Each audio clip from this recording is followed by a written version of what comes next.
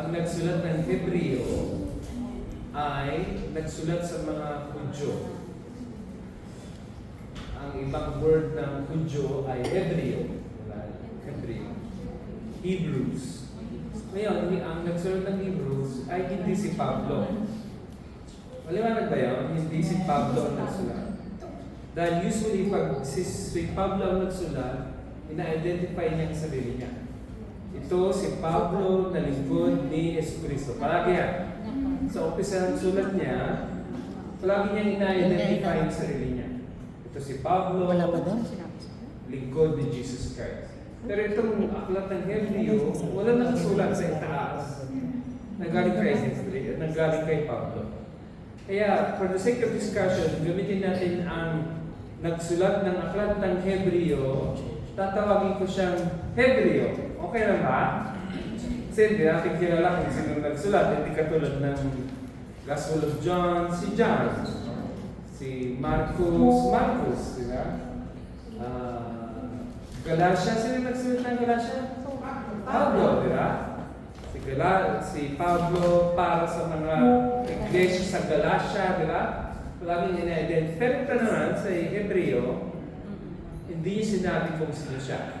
Sinulatan niya yung mga Hebreo. Sino na yung mga Hebreo? Mga Hudyo. Sinulatan niya yung mga Hudyo na naniniwala kay Jesus. Dahil, bakit itong mga sulat na ito, ay sinusulatan nila yung mga Hudyo o Galatia, hindi Hudyo, mga Romano, hindi din. Pero sinusulatan nila yung mga Hudyo na mga believers, na nananampalataya. Dito sa Israel, may kilala ba kayo ng mga Hudyo na naniniwala kay Jesus? Meron ba? Meron. Meron, konti lang, no? Pero hindi marami. No? I pray marami tayong makakilala. Ngayon, hindi lahat ng mga Hudyo naniniwala kay Jesus. Kaya itong si Hebreo, sinulatan niya yung mga Hudyo na naniniwala o hindi naniniwala? Naniniwala. Dahil sila ay yung tinatawag nating inuusig. Sabihin niyo nga, inuusig. Ang English ng inuusig ay persecuted. Diba? Ito ay Hudyo na nampalataya. Ina-attack sila ng mga Gentile na unbelievers. Tapos ina-attack din sila ng mga Jewish na unbelievers. Kaya si Hebreo, sinulatan niya ang mga Hudyo na nampalataya kay Jesus at ito ang sabi niya. Saan natin yung pangalan ng parental na dyan? Ang title ng message natin is Looking at Tagal. Looking unto Jesus. Saan ba kasi, di ba? World International Ministries. Ayan. Looking unto Jesus. At kukunin ko yung ating pag-aaral tonight. Sa aklat ng Hebreo chapter 12. Ang sabi ng nagsulat ng Hebreo, tumingin kayo sa Panginoon. Ito yung parang kanyang encouragement, diba? Pinapalakas niya ang loob ng mga Hudyong naniniwala kay Jesus na tumungon kayo sa Panginoon, diba? At tingnan natin yung sinabi ni nababasa nila. 1, 2, 3, go. Kaya nga, dahil nakalimutan tayo ng ganoon na sinabi ang bawat bagay na nagpapabigat sa atin. At kasalanan na may kapit na hindi sa atin. Gagawin natin kung magsasaga ang takuling inilagay sa ating harapan. Tulong natin kay Jesus sa ating panahon. Sa kanya na nagpapag ang ating pananampalataya. Dahil sa hirap sa inilagay sa kanyang harapan, ay tinis niya ang krus. Pinagpagpagpala niya ang kanyang cross at ay nagpapot sa kanan ng trono ng Diyos. Ay encouragement ni Hebreo, kaya nga, sabi niya, kaya nga. Pagka ang English ng kaya nga ay therefore, diba? Therefore. Kaya sabi niya, kaya nga, napapalibutan tayo ng mga tao. Tayo ng ganoon, karaming mga saksi. Yung saksi na yon, kailangan makita natin yung saksi na wala dyan sa chapter na yan. Yung mga saksi na yon ay diniscuss niya sa chapter 11. Kaya mahalaga na nagbabasa tayo ng Bible, ano? Kasi pag 12 lang binasa mo, hindi mo alam kung sino yung mga saksi. Ang mga saksi nasa chapter 11. At sino yung mga saksi na tinawag niya? Nag-umpisa siya kay Abel, kay Enoch, kay Abraham, kay Isaac, kay Jacob, kay Moses, kay Rahab. Ang daming mga listahan ng mga tao na tinuro ni Hebreo. Ang tawag ko sa kanya. Tinuro ni Hebreo na ito yung mga taong saksi natin. Kaya pag sinabi natin saksi, hindi sila nakatingin sa taas. No? Hindi yung ibig sabihin na pinapanood tayo, na doon sila pinapanood tayo. No? Alam niyo ba na tayong mga nandito sa earth, nakikita natin yung mga bagay sa earth. Yes. Diba? Pag ikaw ay nasa langit na, ang nakikita mo, langit. Yes. Hindi mo nakikita ang earth. Dahil itong matang ito, nakikita niya panglupa. Yung mata, pag ikinamatay ka na, iba na ang mata mo, hindi na panglupa. Ang nakikita na niya, langit. Ibig sabihin, yung mga nasa langit na, hindi ka niya nakikita.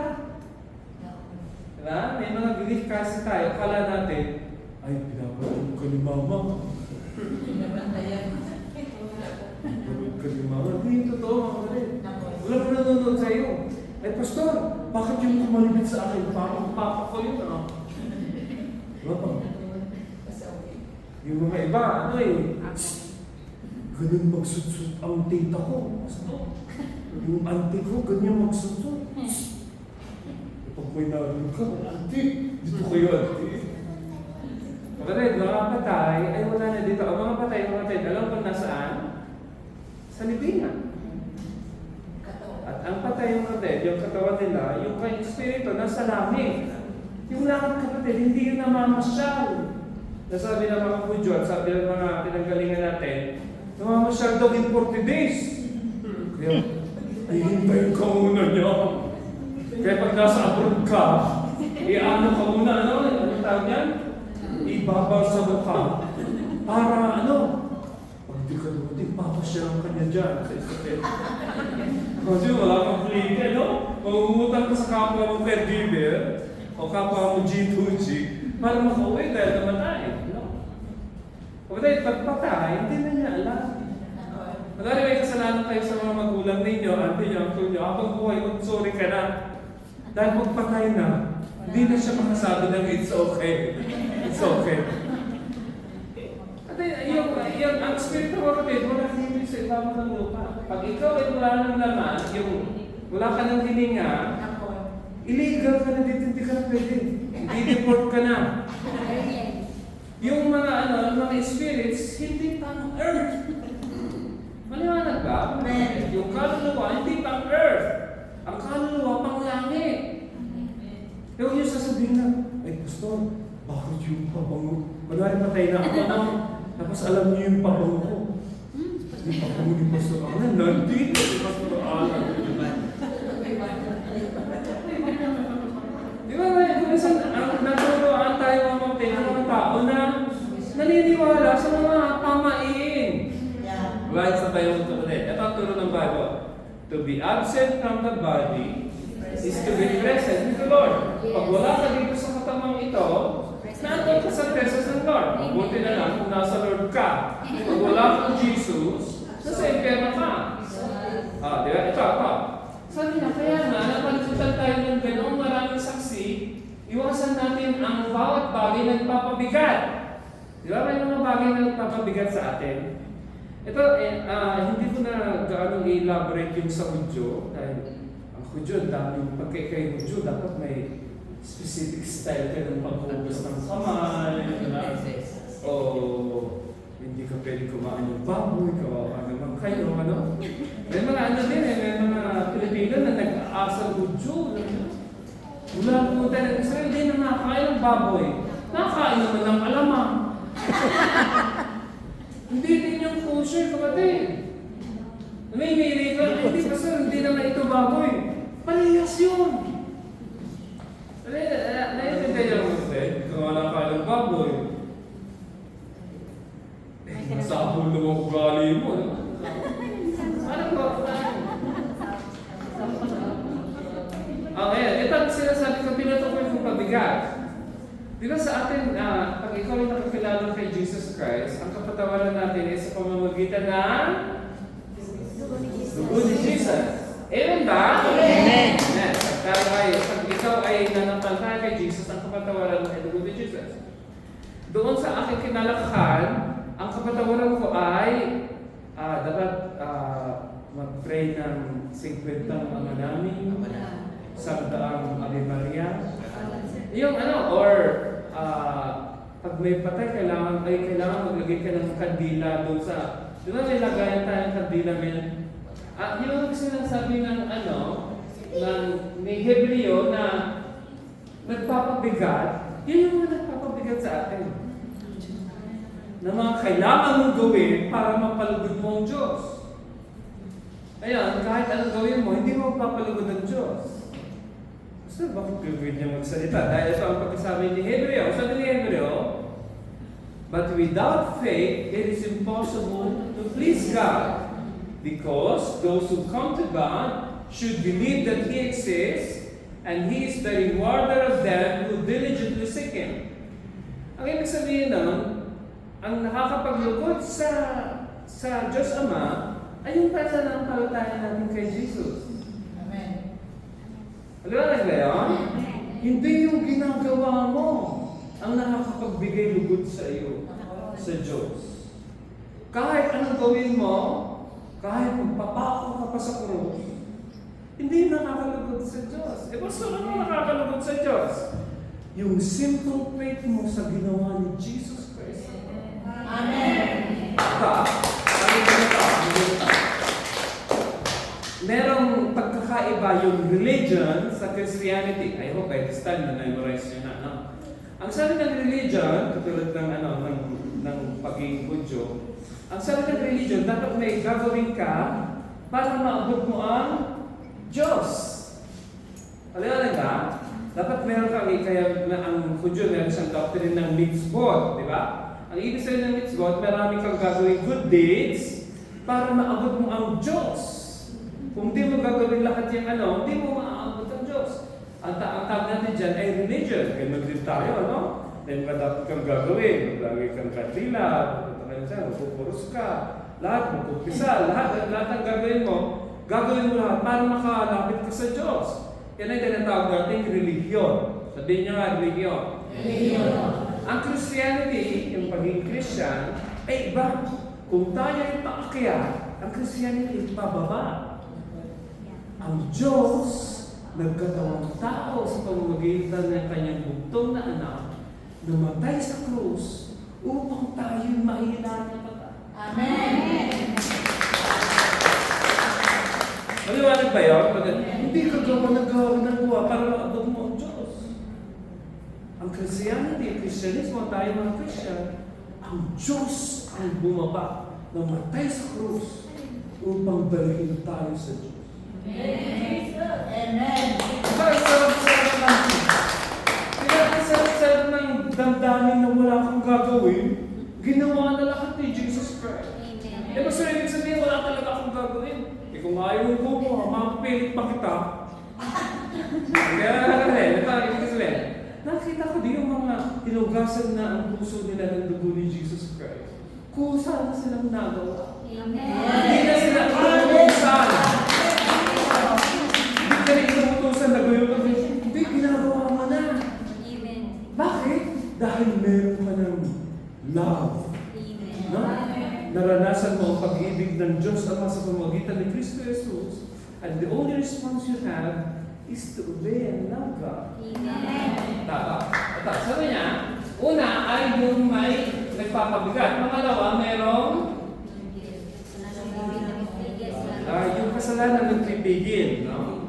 Kunwari ikaw ay nagkasala sa Diyos at hindi mo alam magsusi. Ano ang susi? Pag ako'y nagkasala, anong gagawin ko? Pag kayo nagkasala, takbo ka sa cross ni Jesus Christ. Amen ba? Amen. Tumakbo ka dun sa sacrifice. Dahil hindi ka mapapatawad dahil sa iyong pagre-repent o sa iyong pagbabagong buhay. Mapapatawad ka dahil may Kristong namatay. Amen. I hope naiintindihan na natin ngayon yun, ano? Kahit dahil pagka ang repentance ay gagawin ko, hindi yung magtitiwala ako sa ginawa ni Jesus Christ, mali.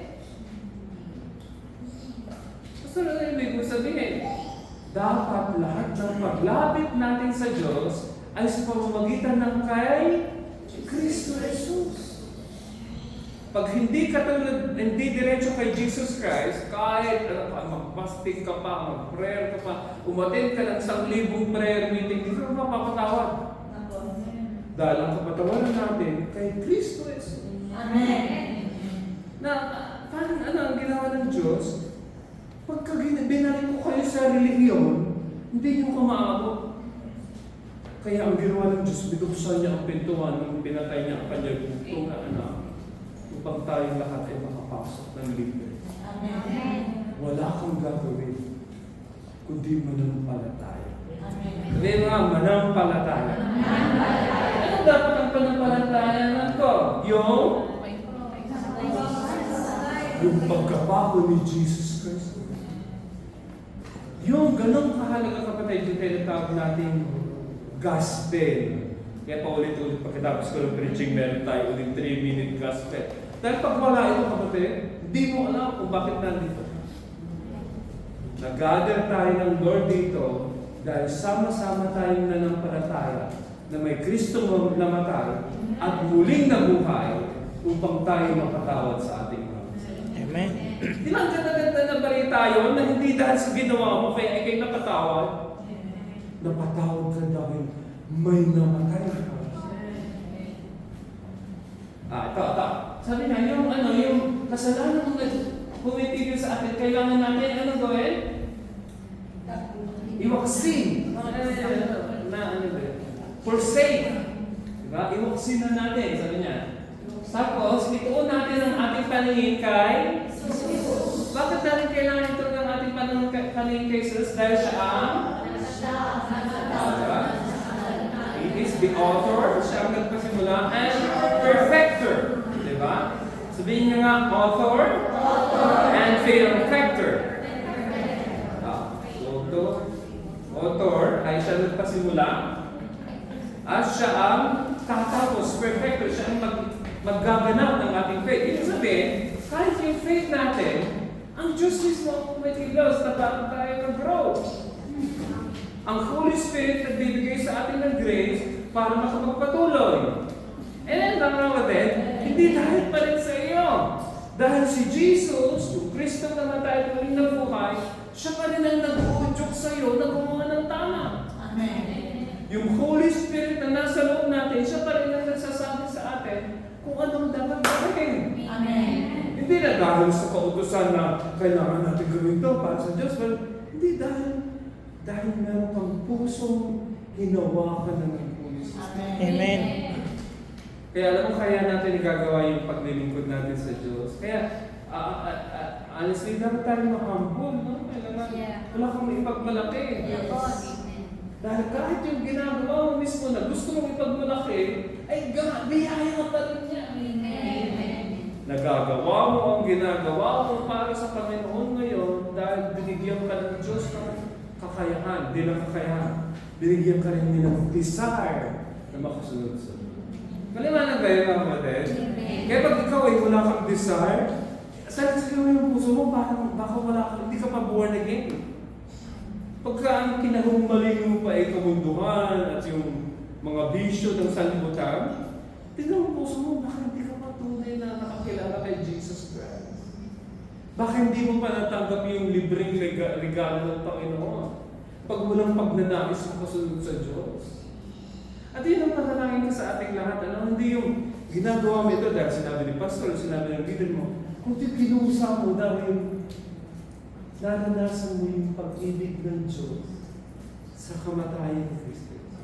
Tama mga kapatid? Sabi niya, dahil sa kagalakan inilagay sa kanyang harapan. Ano ang tinis niya?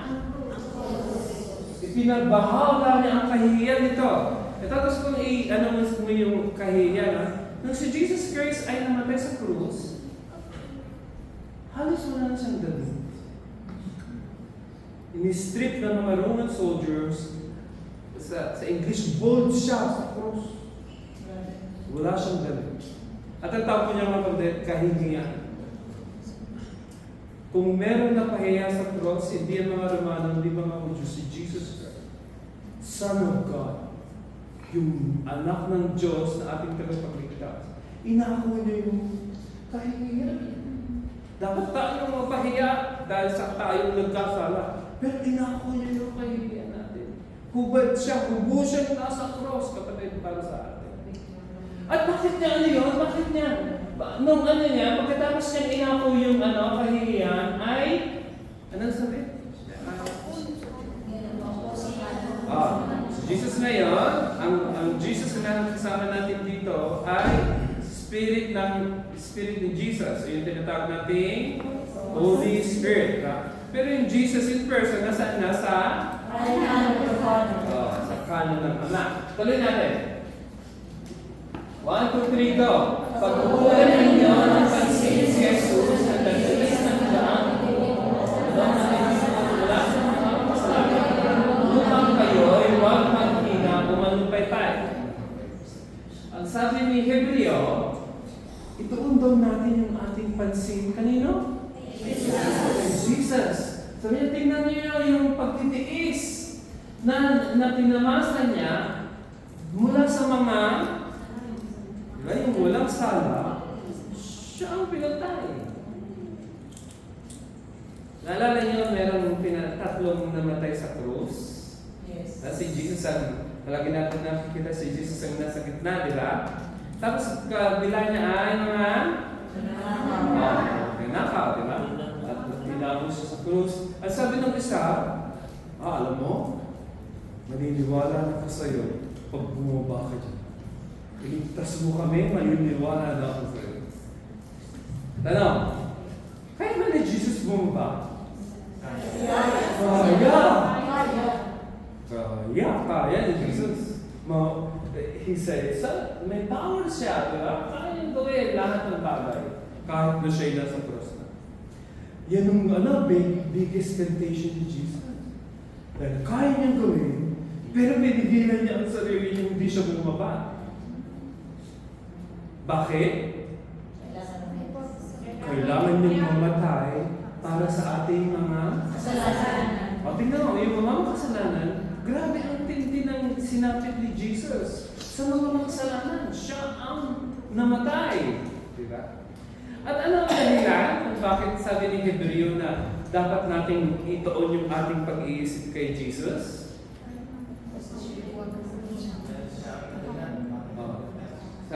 Sa niya, upang kayo'y huwag maghinaw na manumpaypay. nakita ko nung kanina sa start ng service natin, napakatahimik ng mga tao. At it's normal. Under threat tayo ng Iran, di ba? Kaya I think ang mga Pilipino ang mga pinakamatatapang talaga. No? Imagine na under threat tapos hindi ka pa rin umaalis. Sinasabi ko palagi sa asawa ko, gusto ko na dito pag-ikot ko may kita. Doon, walang gira. Gigirahin naman ako sa utang doon. Ang kaya mong isakripisyo yung, pwede ka mamatay dito. Tayo nagkagera-gera. Ang sabi ng Ynet at Jerusalem Post, pag inatake tayo ng Iran, hindi kaya ng Israel sa amin lang. Pag nagsama-sama silang naglatak, hindi wag naman yan lang. Tatlong H yan tsaka isang I, di ba? Hamas, Houthis, at Hezbollah, di ba? Tatlong H, saka may I, di ba? Iran. Pag sama-sama tayo inatak ng kalaban, at hindi sasama ang Amerika, hindi sasama ang France at UK, Kasi nagsabi na ang mga Arab nations na hindi namin papayagang gagamitin ang aming airspace para saluhin yung mga missile para sa Israel. Ito, sabi kayo mabuti, pag tayo inatak, sama-sama, ang sabi ng US ay hindi kami makikialam dyan, bahala kayo. Kahit matinding, ano pa kanya? Shelter, bomb shelter, ubus. World War III ang tawag natin. Pag tayo pinulbos at hindi tayo tinulungan ng ang sabi ng Amerika, laban nyo yan. Bakit kami tutulong? Sila naalala yung April tayo natak ng Iran, di ba? Naalala nyo ba? Yes. Tapos ng service, natutulong na kami, nag-bombong, ano? Nandito, nasa church pa rin ba kayo? Nasa bahay lang? Hindi na lang, ha? Pero, di ba, yung isa lang yata pumasok, di ba? Bakit yung isa lang pumasok? Ang lahat ng allies ng Israel, sinamaan ng Israel magsalo. Hindi ang Israel lang nagsalo. Sumawa ang Jordan, yung mga battery satellite ng Amerika sa Saudi, sa Iraq, sa Syria, sa ito, nagsaluhan din sila. Kaya hindi dumating sa atin. Tapos yung mga ibang aircraft natin dito. Pero, tinulungan tayo ng Lord sa pamamagitan ng Amerika. Amen. Sa ibig ko sabihin, hindi kaya ng Israel. Nakadepende pa rin ng Israel sa mga allies. Alam niyo kung sino mga allies sila? US, UK, France, mga mayayamang bansa yan. Pati Germany kasama din lang. Pero ang ibig sabihin, tayo ay mga matatapang. No? At sa akin lang, kapatid, na para sa akin ay tama yung decision ninyo na nandito pa. Kahit na may trend ng gira. Sabi ko mga matay sa Friday prayer meeting at Sunday prayer meeting, gumagdala tayo, tanggapin nyo na. Dahil pag naipit tayo dito, hindi na tayo makakalipad palabas. So, nananakot ka. Hindi sinasabi ko lang ang totoo. Dahil bakit hindi sinasabi, Pastor? Diba? Pagkakunwari, naipit na tayo dito, bakit hindi sinasabi ni Pastor Alan na ganito pala? Diba? Dapat sasabihin ko, diba? May threat. At yung threat na yun, ginawa na nila ng April. Pwede na ulitin yun. Siguro, I was telling the church that the Iranian were able to deliver their threat last April. And they're going to do it again. Yeah, for sure. Hindi yun sekreto. At ang nabasa ko kanila, at pinost ko sa, I think, first and second service na, siguro ito ang dahilan kaya hindi tayo ina-attack ng Iran. Ang sabi ng US, continue ang Israel, kami ang gagantay para sa Israel. Natakot! At dahil ang US, kaya hindi siya tinawag na superpower, kundi siya talaga superpower. Ang budget nila, ilang bilyon para sa military. Dapat ang Pilipino maghingi na lang. No? Grabe ang yaman ng USA. Napanood ko yung isang infographics, yung budget lang nila sa mga Marines, 103 billion. Budget nila sa yung mga F-16, F-35, 100 billion. Billion. At hindi peso, US dollar. Ganun kaya? Kaya sabi ko, kaya siguro wala pa rin tayong ta-attack ngayon. Dahil sabi ng US, sige, galawin yung Israel, manalagot kayo sa amin. Pag nagsalita ang US ng gano'n, matakot ka. Dahil ang US, matindi ang kanyang. Kaya nga sinawag siyang superpower. Hindi lang siya maraming pera. Marami siyang wealth. Ang Israel, kaya baw tayo sa US dahil wala tayong maraming salapi at wala tayong maraming wealth. nakadepende tayo sa big Satan. You know, Sigal, you know, the Arab countries, they try to chant death to USA and death to Israel. Because they saw USA, the big Satan, and Israel as the small Satan. Kaya sabi ko, nakadepende tayo sa USA. At mga kapatid, dadating na ang Lord pag ang sabi ng US, ayaw na namin sa Israel. Pag sabi ng US, bahala na kayo sa buhay niyo. Sa totoo lang kapatid, hindi kakayanan ng Israel. At nakita ko kapatid, pag mag-a-attack ang mga kalaban natin, hindi kaya gagamitin ng Diyos yung kamay ng pangtakip sa Israel. Alam niyo ba yun? Yes. Na, mamajukin ng Lord, walang sa Israel dahil pinili ko. Ganun ba ang Diyos? Hindi gagamitin niya ang USA, ang French, ang UK. Hindi yan Israel. Ang tingin natin sa Diyos, magic, no? Yung parang yung sinasabi ni Pastor Edley sa aking kanina nung nag-exhort si Sister Jenny Magana. Sister Jenny, Masabi ko sa rin, hindi si Pastor Edley, si Ate Maya. Sabi niya, Ate Maya, yung pagkabago ka palang believer, ang motivation mo sa bibigay ay para i-bless ka ng Diyos. Diba? Amen ba? Tignan mo, marami pa rin nag-i-amen. Pero sa pagka tayo bagong believer, ang reason natin kung bakit tayo nagbibigay ay dahil i-bless tayo ng Lord. True or false?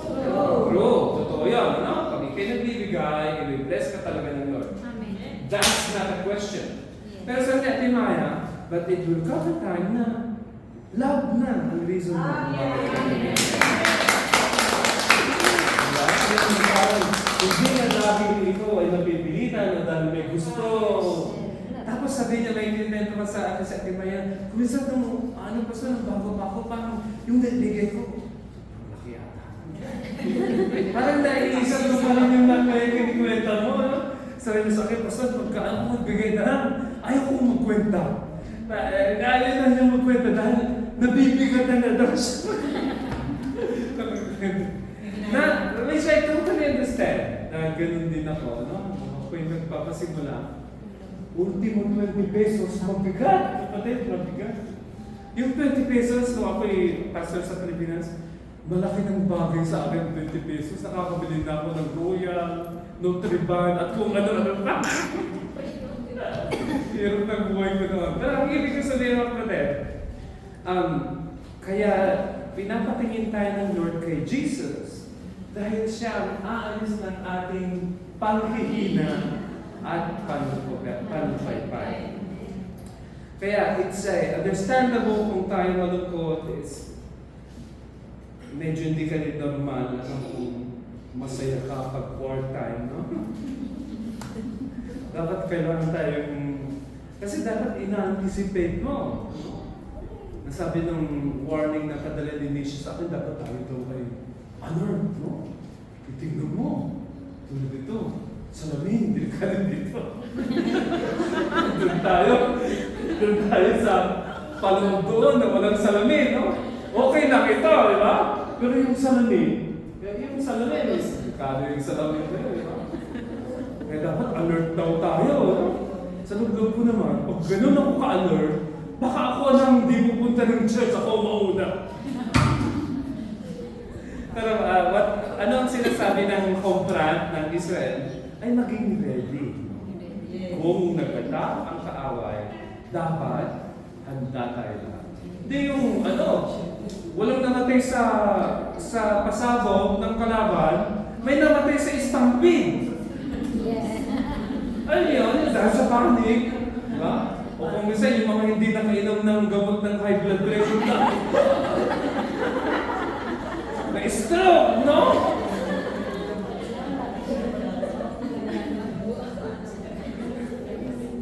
Let's pray. Father, we thank you Dahil kaya namin tumingin sa inyong anak na si Jesus. At pwede kaming magkaroon ng encouragement, pwede kaming magkaroon ng lakas ng loob. Dahil ang inyong bugtong na anak ay namatay upang kami magkaroon ng buhay na ganap at kasiyasiya. Ang inyong bugtong na anak ay namatay at muling nabuhay upang kami magkaroon ng buhay na walang hanggan. In Jesus' name, Amen.